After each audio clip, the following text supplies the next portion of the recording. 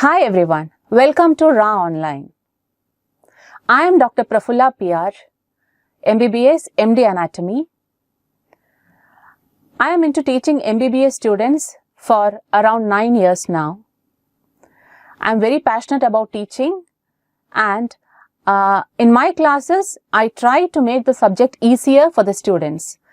Rather than reading directly from the textbooks, I try to read a multiple number of books and take in the essence of what is there in all the books and try to bring it to you in the form of my PPTs, in which I concentrate more on diagrams. I hope my sessions will be useful to you. Welcome once again. So today we are going to see the topic muscles and fasciae of pectoral region. Let us see what are the competencies of curriculum-based medical education which we will be coming across today.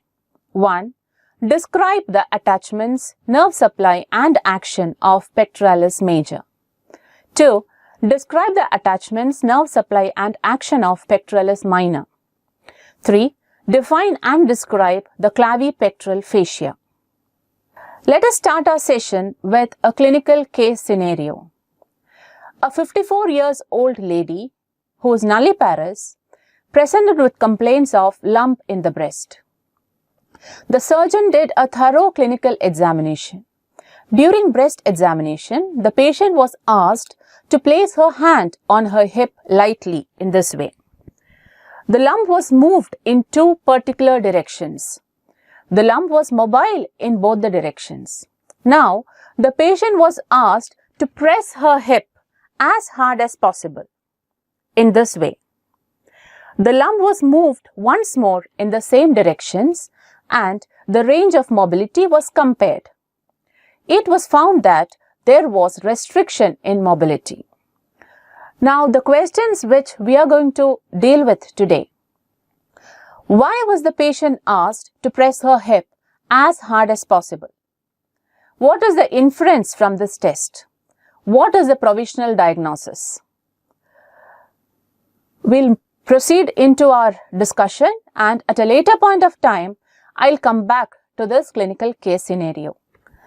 Let's see, what is pectoral region? The region of the body which is external to the anterior thoracic wall is called the pectoral region. This is the anterior thoracic wall which is composed of 12 pairs of ribs and the sternum. So whatever is anterior to this, the rib cage, forms the pectoral region. Now the pectoral region, what is the function? The function of pectoral region is to anchor upper limb to the trunk.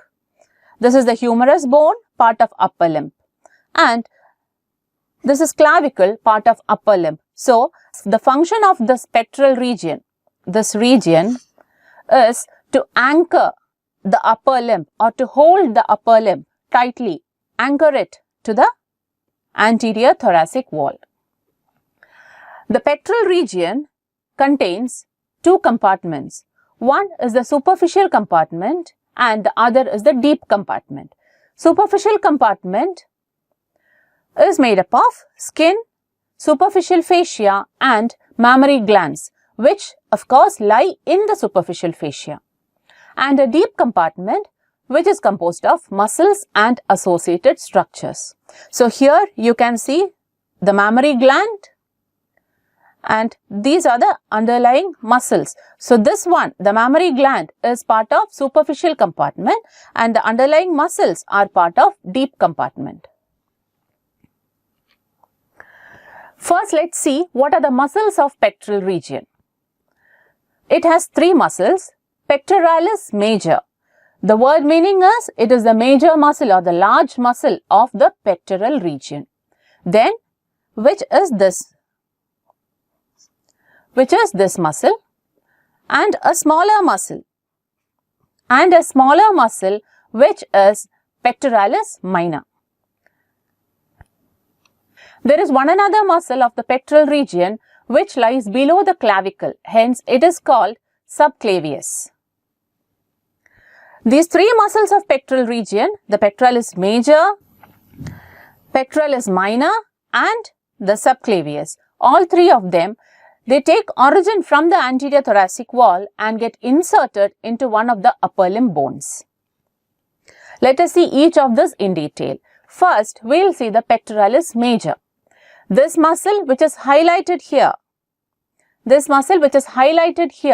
is the pectoralis major. Like for any other muscle, we have to see pectoralis major under the following headings, which are origin, insertion, nerve supply and action of the muscle. So first, we will see the origin of pectoralis major. It has three heads. One is the clavicular head, another is the sternocostal head, and the third one is the rectus head. By the term itself, you can understand that clavicular head takes origin from the clavicle. Now, where from the clavicle? It takes origin from the anterior surface of the medial half of the clavicle. Sternocostal head takes origin from the anterior surface of sternum and also from the anterior surface of costal cartilages. From the 1st to the 7th costal cartilages. If we count the costal cartilages, this is first one, second one, third one, fourth one, 5, 6th costal cartilage, and this is the 7th. So it takes origin from anterior surface of 1st to the 7th, anterior surface of 1st to the 7th costal cartilages. And also it takes origin from the sternal end here, from the sternal end of the 6th rib.